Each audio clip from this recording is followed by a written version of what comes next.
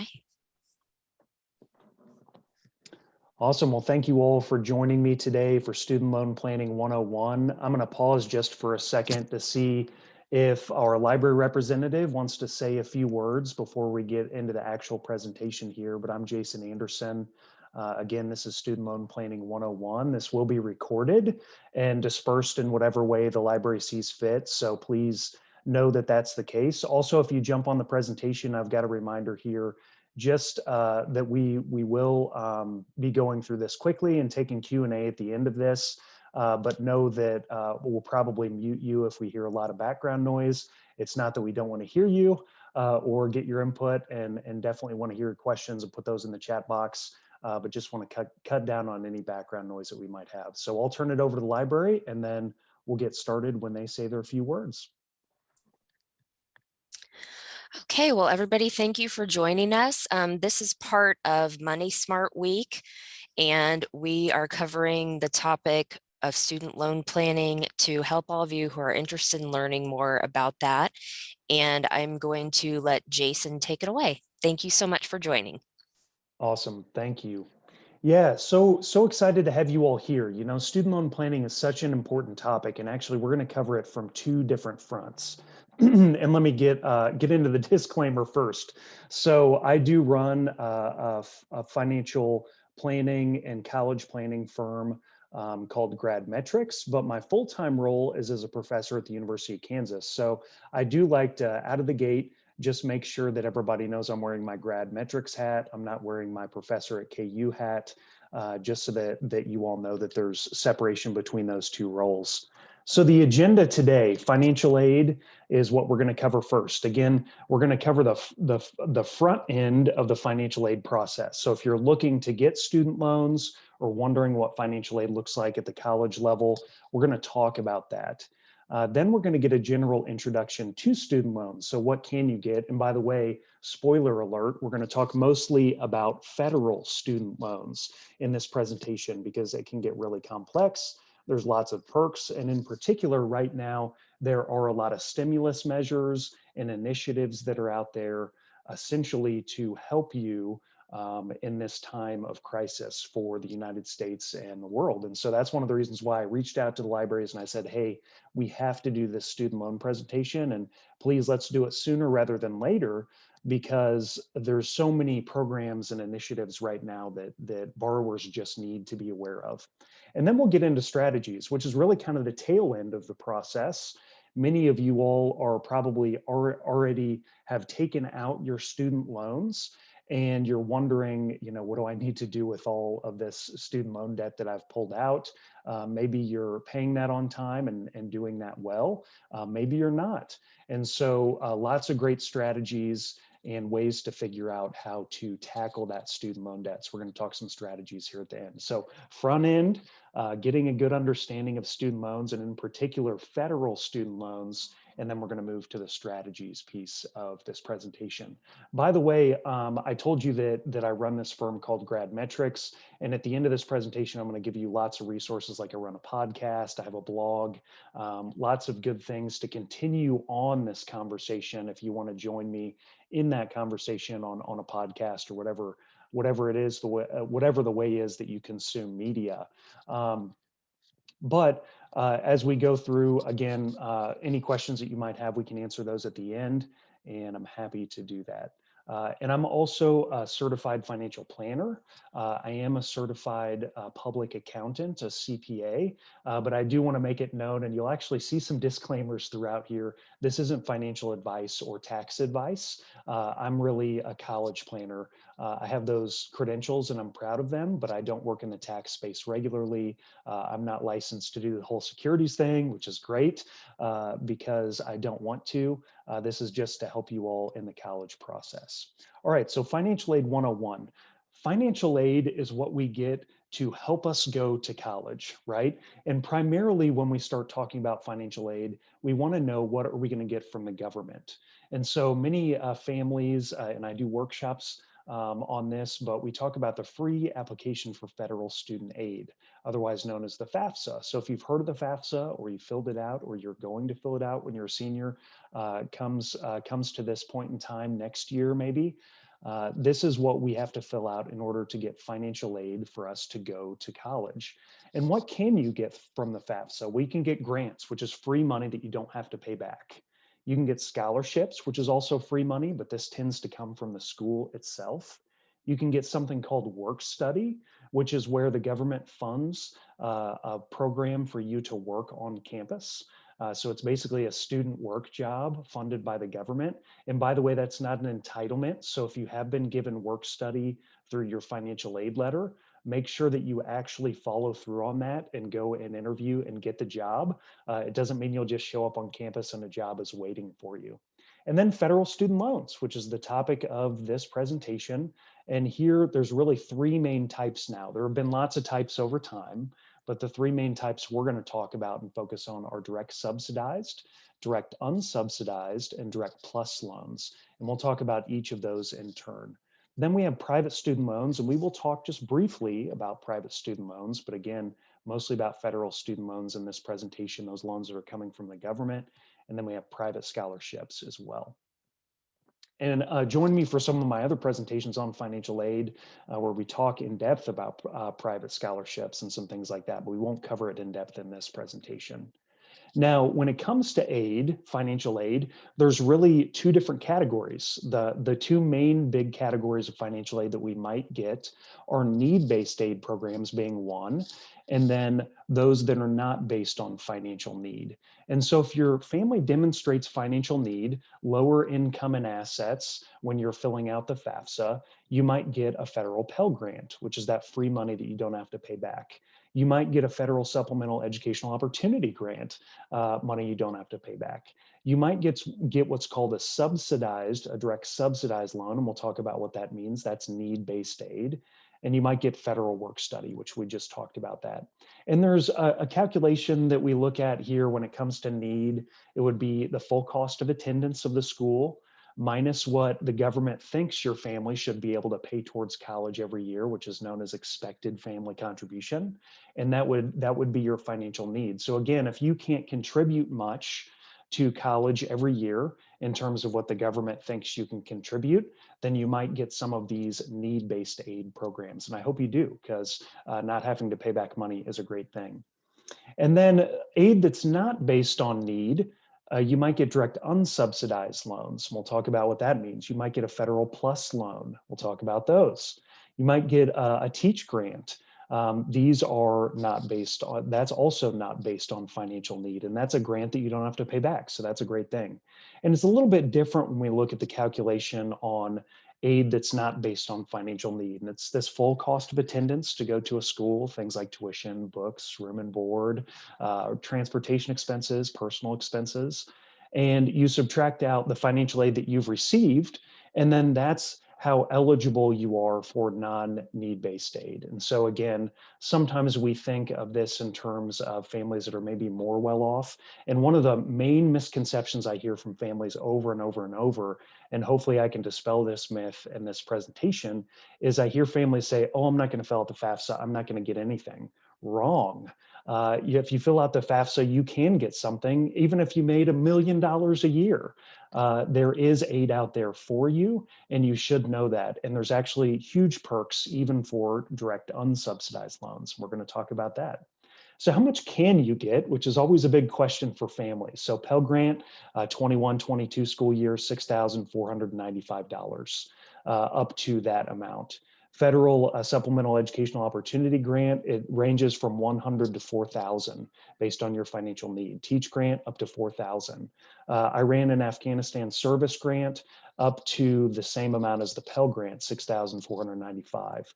When it comes to loans, direct unsubsidized and subsidized loans, those are given to undergraduate students, okay?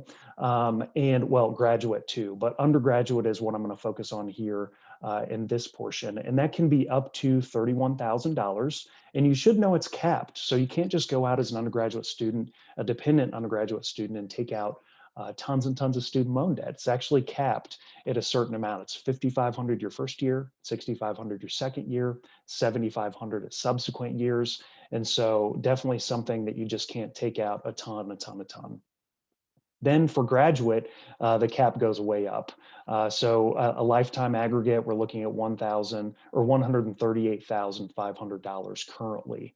And then Direct Plus loans is really based on the cost of attendance. And so when you hear these horror stories of families with hundreds of thousands of dollars in debt, chances are it's probably private student loan debt, or it may have come from this Direct Plus program because the caps really lift at that point. So if you're going to get your law degree, your medical degree, it's pretty easy now to get $250,000 worth of debt or even more. And so this is where we hear those stories where people get really underwater when it comes to debt. And if you're one of those people and you're on this call, that's great. I'm glad you're here because I want to talk through some things with you. All right, student loans. So the average student loan payment, any guesses on what it is? Think in your mind. What do you think the average monthly student loan payment is today? So that number, here we go, $393 a month. Okay, 393, and actually this is a little bit dated. It's about a year old, and so I would imagine this kid could be substantially more. And by the way, we're talking about undergraduates and kind of this whole student population. And so when we start talking about graduate students, professional students, this number can be way higher, substantially higher. And by the way, there are also these things like income-based repayment plans, which we'll talk about. And so this is not necessarily indicative of families who have taken out substantially more. By the way, we also have parents that take out debt now. We have grandparents that take out debt. And so this can be a vastly different number depending on if you're a student, a non-student, a parent, a grandparent, undergrad, or graduate student. But this is currently the average student loan payment. Other shocking student loan statistics: total student loan debt, private and federal, 1.67 trillion. And actually, I'm waiting for the website that puts this on their website as kind of like a debt. You know, the national debt, we have a clock and we have it on the side of buildings. I'm waiting for the people who do that for student loan debt because it ticks up all the time. When I started doing this college education planning thing, I think it was at 1.3. And so, and we're talking trillions of dollars here. And so it keeps going up and up and up, and it's going up at a rapid pace. Now, the reason why I'm mostly talking about federal student loans in this presentation is 1.56 trillion is in federal student loans versus 138 billion in private loans. And so we have a massive chunk in federal student loans. And so when it comes to going out in the community and helping people with this debt, we have to talk about federal debt. And we really even have to focus on it to make sure that people are aware of the different opportunities that they have to manage their student loans. Delinquency rate, 6.5%. This has actually gone down based on the historical number I had. It was about 10% the last time I did this presentation. And then federal student loan borrowers, 42 million. Average student loan debt, 30,000. Well, 30, really 36,000 at this point. And we'll talk about why that number might be the case here in a second. When we look at it by the state, by the way, there's a concerning state that's right next door, and it's Missouri. So if you look at states that have a higher debt load, Missouri and Illinois are a darker color that I don't like to see. And so if you're in Missouri, this is a trend that is concerning. But you can see most of the debt is coming here around the coasts. And then, unfortunately, Missouri and Illinois are leading the pack here, and even Michigan in terms of lots, well, above average student loan debt, we'll put it that way. All right, so why are there so many student loans? Let me get philosophical here for a second, okay? And I told you I'm not wearing this hat, but I do teach for KU. And so I had to pick on K-State, right? I think it's my contractual obligation. And so when we look at even a state school like K-State, or any state school. I grew up in Springfield, Missouri, and so Missouri State's there. We could pick on Mizzou. We could even look at a place like UMKC. What's happened over time is that the cost of higher education has skyrocketed. And what I find is I work with families and especially parents, and they have this idea that their kid can just work over the summer and pay for tuition. And I'm like, yeah, right. In your generation, not anymore. And so it is interesting to see what people's perceptions are. So think about this. What do you think it costs, full cost of attendance? We've already talked about that being the whole kit and caboodle of charges, direct and indirect. What do you think it costs to go to KU or to K State per year in today's dollars for all that, living on campus, room and board, et cetera? Think that number in your mind. So that number, drum roll please, is $27,185 a year. This is before financial aid. Yeah, it actually, I could already see some shocked looks, right? And so this is a lot of money. Now, the thing is tuition typically doesn't stay static, nor do fees. They tend to go up and up and up, and they seem to have no end. And so if we look at this over 4 years, and we increase it by 5%, that number over 4 years, 5% increase, $117,170. So this is shocking, okay? 4 years living on campus, this is not something that a student can live or can have a job over the summer and pay for as they go along. It just doesn't work that way. And so student loan debt has gone up because the costs have gone up and actually gone up at a way faster clip than services across the economy. Now, so let's talk student loans. There are two main categories, as we've already discussed. Federal student loans, these are loans that are funded by the federal government, and private student loans, these are made by a bank, a credit union, or another financial institution. So we're going to focus on that first one. When it comes to federal student loans, I told you that there's three main categories: direct subsidized loans and direct unsubsidized loans. We're going to look at plus loans here in a second.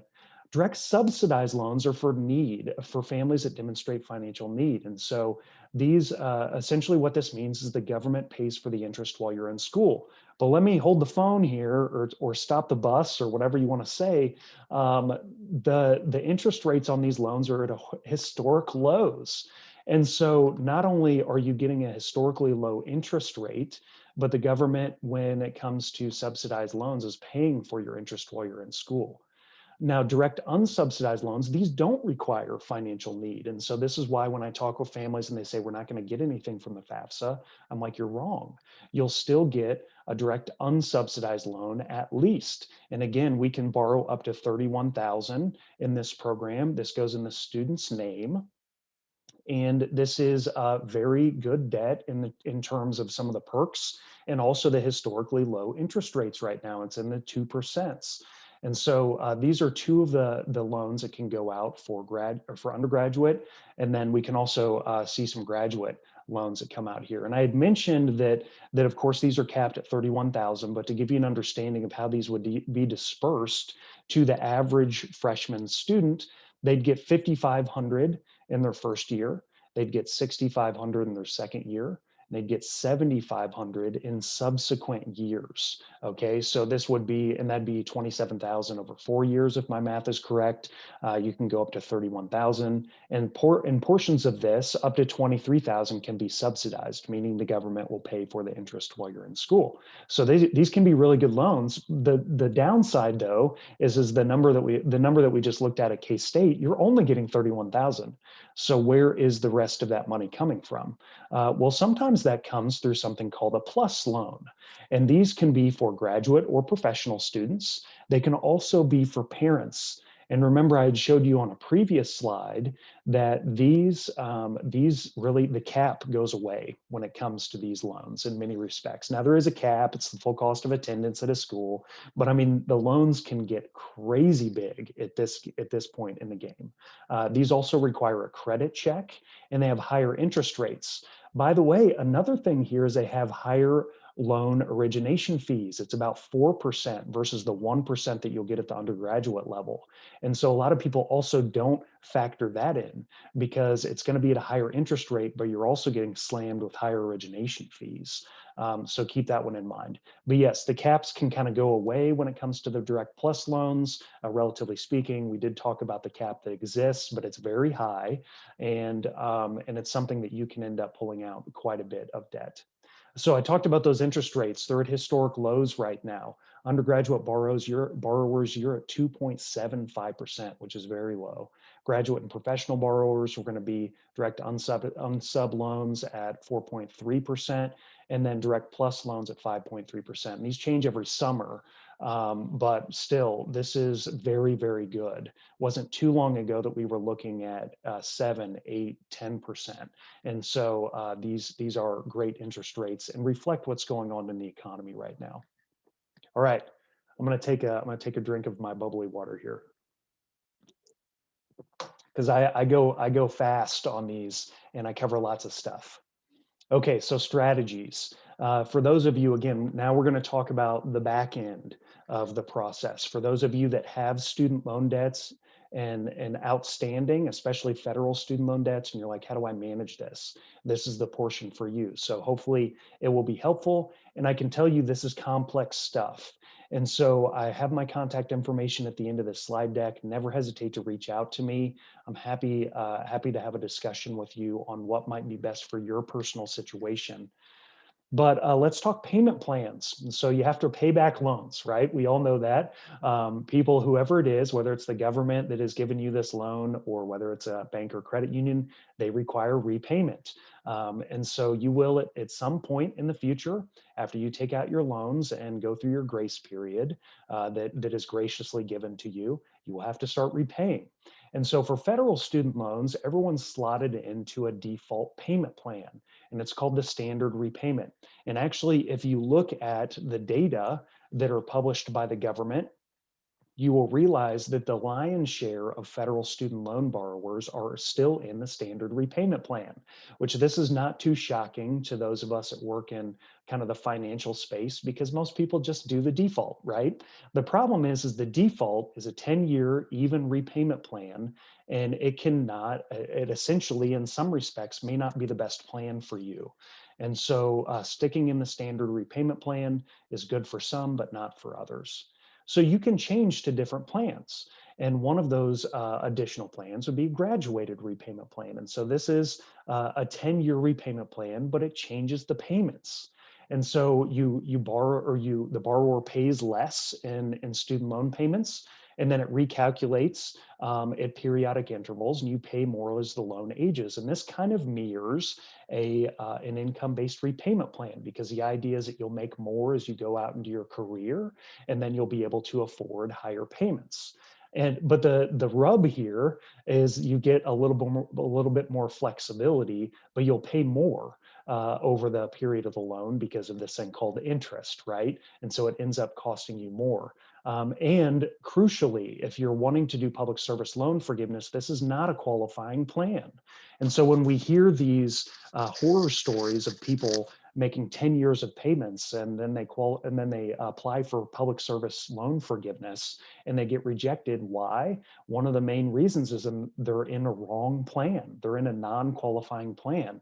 So that is a massive problem, and it's actually playing out in real time and has played out over the last several years when people have gotten rejected. So much so that the federal government has actually had to allocate more money for kind of a temporary public service loan forgiveness to try to catch all these people who are falling through the cracks. Then we have an extended payment plan, which this is lower monthly payments because we're extending the loan. So more payments, that lowers your payment. And it's generally paid off by 25 years. And it's paid over more time than a 10-year standard repayment plan. This is also not a qualifying plan for public service loan forgiveness. So that's something you should know. If you're in that plan as well and you're going for public service loan forgiveness, not a good plan to be in. You're in for a rude awakening. Then we have payee and repayee. the pay as you earn plans. And so these are generally 10% of your discretionary income. Again, this is where there gets to be a little more complexity. So I'm trying to simplify this as much as possible to give you an understanding of each of these plans, but there are some nuances here. So generally 10% of your discretionary income. Payments are recalculated when you report updated income and family information on an annual basis. And in particular, when we talk about paying based on your income, it tends to be based on adjusted gross income, which we're going to talk about because that's important here in a second. And it can also be based on family size. And so the idea here is the government looks at your financial situation and they say, what can you afford to pay out of your discretionary income? How many dependents do you have to look after? How big's your family? And then they say, this is your loan payment based on that calculation. And, people in the industry know that calculation can actually do it. I don't think it's important for this presentation. We're not going to go that deep. And I'm not talking to financial professionals, I'm talking to people that have the loan debt. But anyway, there is a calculation that goes on here. And then these are qualifying plans for public service loan forgiveness. So good. If you want to go for public service loan forgiveness, these are good plans to be in. Then we have what are called income dependent or income based repayment plans, and there's several within these categories. And so we have the IBR, the income based repayment plan. And by the way, a lot of people use that as the general term, but this is actually a specific plan. So although some of us will say, are you in an income based repayment plan? We kind of mean this umbrella of plans, but it is also the name of a specific plan. So just make sure you're not getting that confused. Then we have the income contingent repayment plan. And then we have the income sensitive repayment plan, which, by the way, don't worry about that one as much. That's for a very specific loan type. And so it may not be as applicable to you unless you have that loan type. If you have that loan type, then it would be. But the general idea here is that it varies, but a percentage of your income, 10 to 20%, is used to calculate your payment. These are qualifying plans for public service loan forgiveness. At least IBR and ICR are, so those two are. Income sensitive repayment plan is not eligible. And so now there are some kind of planning strategies around that, but just know that if you're in an income sensitive repayment plan, this is something you should be aware of if you're going for public service loan forgiveness. And then the other cool thing is we can look at income forgiveness in and of itself in these plans. And so if you slot into the IBR ICR plan, it comes with loan forgiveness after 20 or 25 years. And so if you're paying and paying and paying, and you pay for that long, which doesn't sound fun, but the good thing is if you get to the end of the game here and you still have a balance, it can be forgiven. Which, by the way, we would also at that point have to say maybe some tax implications here.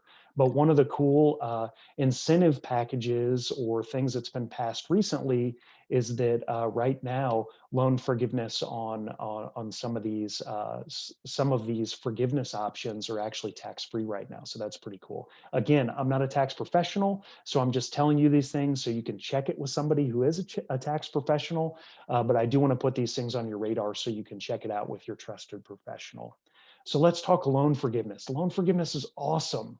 And it's one of the reasons why I told you that you really should look at federal student loans as a good option. So we shouldn't just not fill out the FAFSA because we're not going to get anything because we make too much money. We should look at it because when we get federal student loans, if we need them and want to take them out, they come with perks. And some of those perks are, one of those perks is loan forgiveness. And so public service loan forgiveness is a very well-known and big public loan forgiveness program. And so this is for employees that are employed by government and certain nonprofit organizations. And forgiveness comes after certain qualifications are met. And I told you a lot of people are falling through the cracks in this program right now. And it's because they're not meeting each of these criteria in succession. So this is why I've bolded them and put them in italics. So you must do 125 qualifying monthly payments. So a lot of people talk about public service loan forgiveness in terms of 10 years. Well, that's true because if you divide 120 by 12, it's 10 years. But it's actually the metric we have to hit is 125 qualifying monthly payments. And so just keep that in mind. It's not necessarily 10 years because if you're not making qualifying payments, 10 years doesn't mean anything. And then you have to be under a qualifying repayment plan, which is something we've already talked about. If you're in the wrong plan, you'll get rejected. You've got to be working full time. And then you have to be working for a qualified employer. Again, some nonprofit organizations may not be a qualifying employer. You may not be in a you may be in an entity that you think is government, but is actually not considered that. And so you have to hit all of these different boxes for a long period of time, which is why so many people don't make the cut when they get to the end. So again, work with a trusted professional on this one. Make sure you know what you're doing. Read the fine print so that you're going to get the forgiveness you're expecting. Teacher loan forgiveness is another one. So there's a program that if you teach 5 years for a low income elementary or secondary school or educational service agency, you can get teacher loan forgiveness. That's great for those that are teaching out there. There's also borrower's defense to repayment. So a lot of people just call it borrower's defense.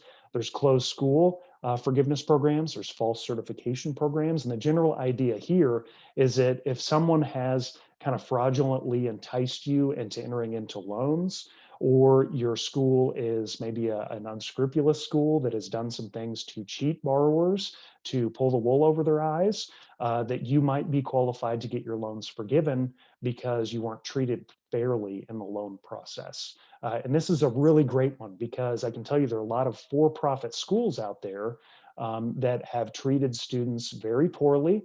And these students are out there struggling, potentially even not gaining the degree that they went to school for.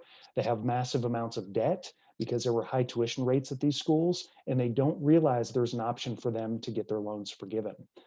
They're out there, and so if you know of them, please send my email to them because I would happily tell them about this cool thing called borrower's defense. It can really change and even save their life.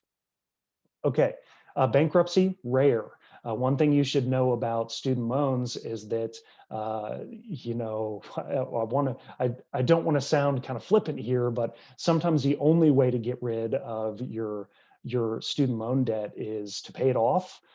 Sometimes it is death or disability, but bankruptcy is typically not an option for you.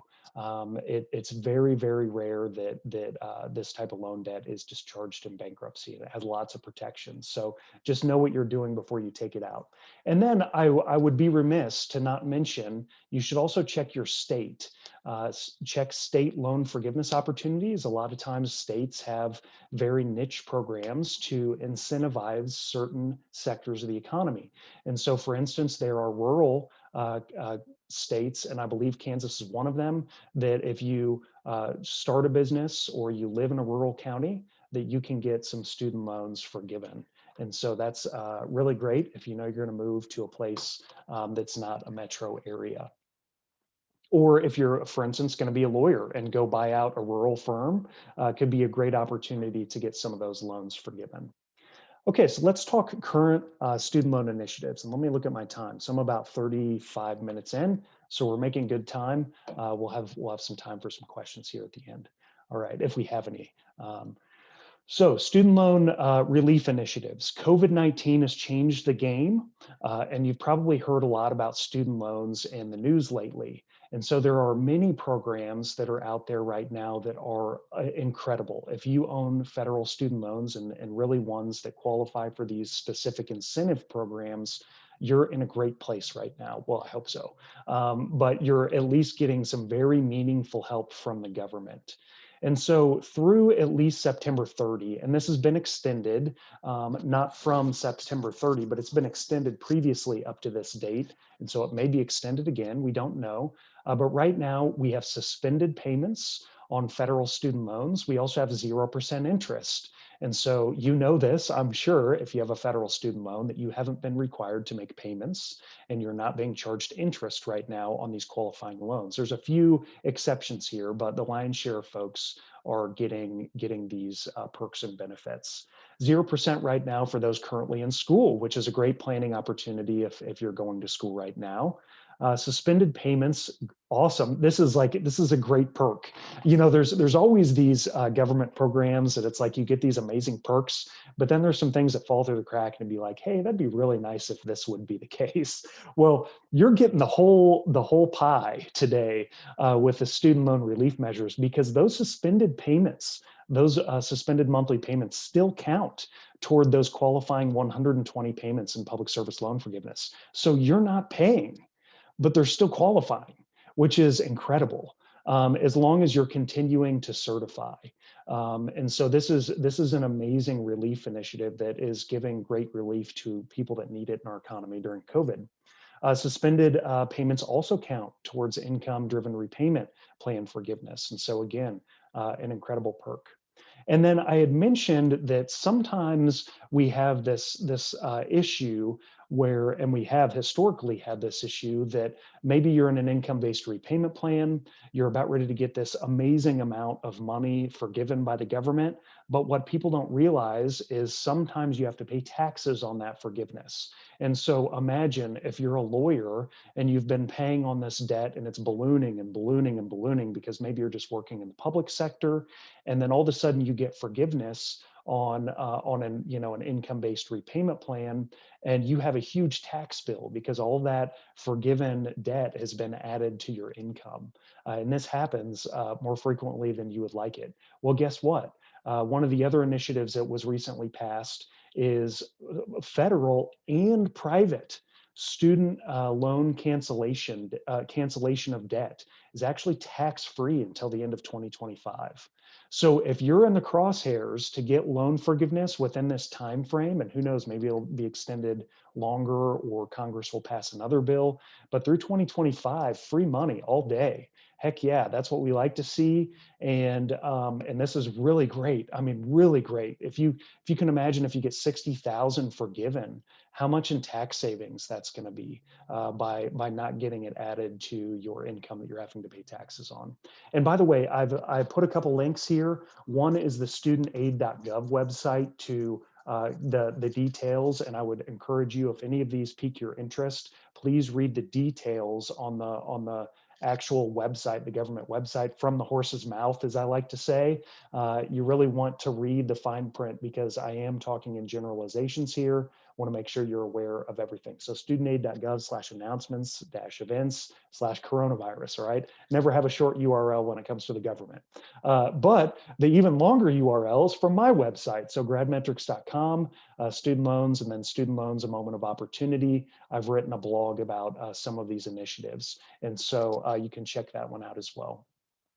All right, so one of the main questions I'm sure a lot of people are having right now is, will the Biden administration forgive a bunch of student loan debt? Okay, the first thing I'm going to say here is no one has a crystal ball. Okay, so if anyone tells you, yes, this is going to happen, or I think this, or I think that, no, it's just their opinion. Okay, none of us can really figure out whether this is going to happen or not, but I can tell you this is my opinion. Okay, so the first thing that I can tell you is that President Biden said in a town hall in February that he won't forgive 50,000. And so if you're hoping for that, that might have dashed some of your hopes and dreams, okay? But what may happen is you may get more limited loan forgiveness because pressure is increasing for some types of loan forgiveness. So for instance, Senator Elizabeth Warren just had a hearing on student loan debt that was well publicized. And there was a big letter that was sent to President Biden and Vice President Harris about student loan debt cancellation. It was signed by 415 organizations. And so there is building momentum for student loan debt. Now, whether it will happen, well, we'll see. But I would anticipate that it's going to be limited and lower in amount and limited in scope. So if I had a crystal ball, and I would say that if it does happen, it will probably happen, let's say $10,000 for a specific group of borrowers who are struggling. Like, it's not necessarily just going to be 10,000 for everybody. It certainly could, but my guess would be it's probably not going to go down that way. But again, just my opinion, it could go down some other way. The tides change all the time, especially when it comes to politics. Okay, other student loan issues. One thing I would keep a lookout for is employer repayment assistance for your student loans. So, again, not tax advice or anything from a professional nature, but there have been some changes in the tax law when it comes to employers' ability to get tax incentives to pay their employees' student loan debts. And so you're starting to see this as an incentive pop up at employers. So, as you're going out and you're looking for employment, look for these assistance programs and benefits packages because they're starting to get more popular because of the way that the government has kind of opened the floodgate for employers to really take advantage of this and use it as a great benefit. Strategies for private student debt. So we haven't talked about private student debt, but some of you all are like, hey, I got a private student loan from Sally Mae. I'm saddled with debt. How do I do that? All this has been about federal student loan. This has been a worthless presentation. Hopefully, if you're to this point in the presentation and that's your question, then here you go. Here's my thoughts for you. Okay, so paying down federal student loan debt is going to be similar to the strategies that you would use for any private debt. So if you're trying to pay down credit card debt or pay your car or your house down quicker, there are some strategies out there that are pretty well known. And one is the debt snowball. So this is where you would pay off your smallest debt first. And you're paying your other minimum payments. Okay, let me be clear on that. You're paying down your smallest debt first. And once you get that paid off, then you take that money and you apply it to your next smallest debt, in your next smallest debt. And the idea is that you're growing your amount of money that you're able to kind of roll over your debt with, and eventually you're going to pay it off. And by the way, this is really good from a behavioral perspective because you feel the momentum, right? You're like, oh, I got that paid off, I got that paid off. And the next thing you know, you're like running, and then you're sprinting, and then the next thing you know, you're debt free. So debt snowball is one strategy. Okay, the next is debt avalanche. And so this is kind of the opposite. So you start with your highest interest rate. So you're paying your minimum payments on everything, but then you tackle your highest interest payment. And then you go to your next highest interest payment and you keep working that way. And this is probably the most efficient way. So it may not feel as cool as the debt snowball, but it's very efficient because you're eliminating those higher interest rates first and working your way down. So the interest isn't piling up on you as much. So that's the debt avalanche. And then you have the opportunity to consolidate at some points. And this, by the way, federal debt consolidation, federal student loan consolidation, you can't consolidate in private student loans in that process. And it's actually generally not a money saving endeavor in terms of getting a lower interest rate on the federal side. It's more to just kind of simplify your payments. And potentially there's also some strategies in terms of getting into the right income-based repayment plan, but we won't get into that, trying to stay really general here. But the other option for you as well is refinancing. And this could be a great opportunity if you've built up your credit and you're in a good place. Interest rates are good right now because you have low interest rates for federal student loans. So I have talked one in particular that's coming to mind right now, someone who had a higher interest rate several years ago, and they've been paying on it and paying on it and paying on it. And I'm like, go into the market, see if you can get a better rate. It's an easy way to start paying less now on your private student loans. Because if you're talking about like a 10% rate or an 8% rate or whatever, you might be able to go into the market and get something better depending on your credit. So refinancing is always an opportunity. Big warning though here.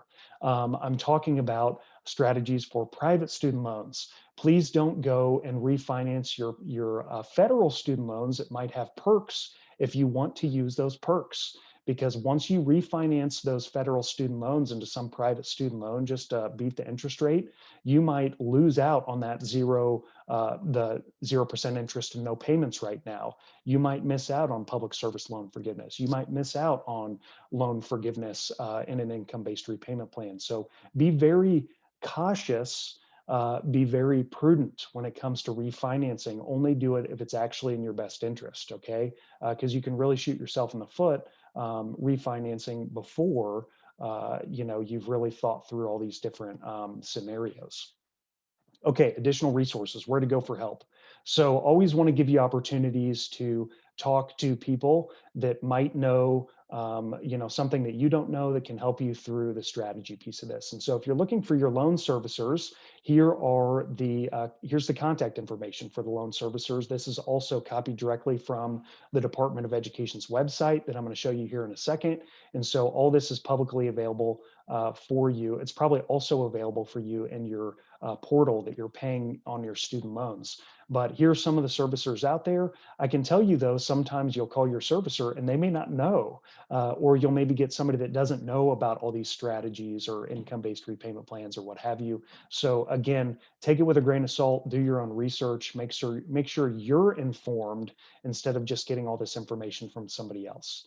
There's also a 1-800 hotline from the federal government. And this is also what you'd call if you needed help on the FAFSA, for instance, but it's 1-800-4-FED-AID. And so you can call, it's essentially kind of a telephone operation that you can go and call and get your questions answered. The best, bar none, website for anything federal student loans is studentaid.gov. And here's a screenshot of it here to the right. So know that that's a great place to go and get information that I've just shown you today, but also more information on your federal student loans. So studentaid.gov, great place to go to be informed. The next is my own blog, selfish plug here, but I do write regularly on college planning topics and student loan topics. You can also, connect with me on LinkedIn or on any of our social media platforms, and lots of stuff. I tend to publish like 3 or 4 articles a week, and attached to that or tied to that, I also have a podcast. It's called Grad Centric. And so you can check it out: Apple, Google, Spotify, Radio Republic. I have about 20 different ways you can get a hold of this podcast. So check that out as well. Again, whenever I'm publishing a blog, I'm also podcasting about it. And so I regularly publish things on student loans and college planning. And then finally is just my information. So a couple ways that you can continue to be connected. You can always email me, call me, you can text me at this number. You can visit me at my website, gradmetrics.com. And then I will also PDF this slide deck and I will put it up on my website at gradmetrics.com/workshops. And so not only will you find this there, you'll find many of my other workshops that I do publicly at libraries across the Kansas City metro and even elsewhere. And so you'll find information on FAFSA and federal financial aid and finding a dream career and introduction to college planning and all sorts of cool stuff out there. Not only this workshop, but many others. And please keep a lookout at your local library because every 2, 3, 4 months, I will be there doing something. And so keep an eye out on the calendar. All right, so that's all I have. And let me check the chat box just to make sure I don't see any questions. And so actually for this presentation, I think we're probably good to conclude, but just know if you have any questions, always feel free to email me. I'm happy to help.